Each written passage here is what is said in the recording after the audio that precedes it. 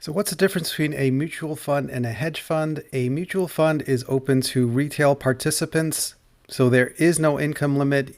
You can invest in it if you are a student, if you are a waiter, waitress, doctor, lawyer, anyone can invest in it. And the SEC has rules about how much leverage the fund is allowed to engage in, how much concentration they are allowed to have in any one particular stock, and what percentage of a company's shares a fund is allowed to own. So there are a lot of guide rails for that, and they are trying to make it safe for retail customers to invest in that. And a hedge fund is governed by 3C1 and 3C7 of the SEC's rules. And technically, there's no legal term called hedge fund. That's a Wall Street term, but they are called investment companies under those rules.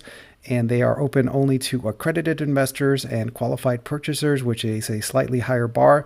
So an accredited investor is somebody who makes over $200,000 a year or has over $1 million in assets, not including their primary residence.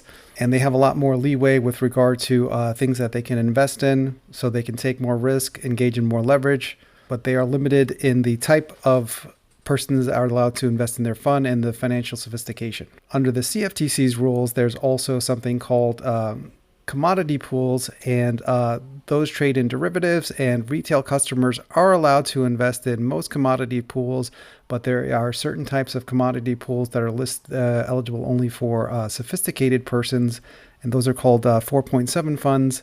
And the persons that are allowed to invest in them are called QEPs, qualified eligible persons, and there's also income and sophistication requirements for that.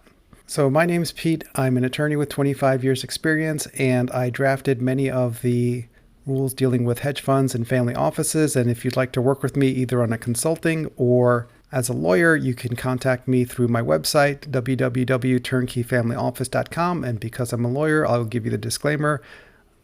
This is for educational and informational purposes only and doesn't constitute legal advice, and nothing here creates an attorney-client relationship between you and I have no duty to update this video.